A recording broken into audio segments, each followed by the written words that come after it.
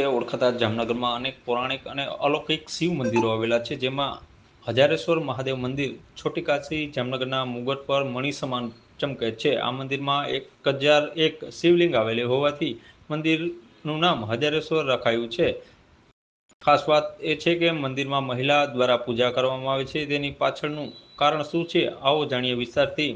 મંદિરના પૂજારી અલકાબેન ત્રિવેદીએ જણાવ્યું કે મહિલાઓ શિવ મંદિરમાં પૂજારી ખૂબ ઓછી હોય છે, પરંતુ જામનગરમાં આવેલા હજારેશ્વર મહાદેવ મંદિર ઉપર મુંગટ ન હોવાથી અને કાચબો ન હોવાથી અહીં મહિલાઓ પ્રવેશ કરી છે અને તેઓ છેલ્લા 5 વર્ષથી અહીં ભગવાન ભોળાનાથની પૂજા અર્ચના કરે છે. મારું નામ અલ્પાબેન વિજયભાઈ ત્રિવેદી. હવાઈ ચોક પાસે આવેલું ચિત્તાનંદજી સ્થાપિત 1000 શિવલિંગનું મંદિર છે. 200 વર્ષ આ મંદિર જૂનું છે અને હું અહીંયા 5 વર્ષથી પૂજા કરું છું. આ મારી 7મી પેઢી છે. મારા સસરા, મારા હસબન્ડ બધા પૂજા કરતા, હવે એની જગ્યાએ હું પૂજા કરું છું. અને આ મંદિરમાં એક છે કે કાચબો નથી અને ઘુમટબંધ મંદિર નથી, એટલે ત્યાં અંદર સ્ત્રીઓ જઈ શકે છે અને પૂજા કરી શકે છે.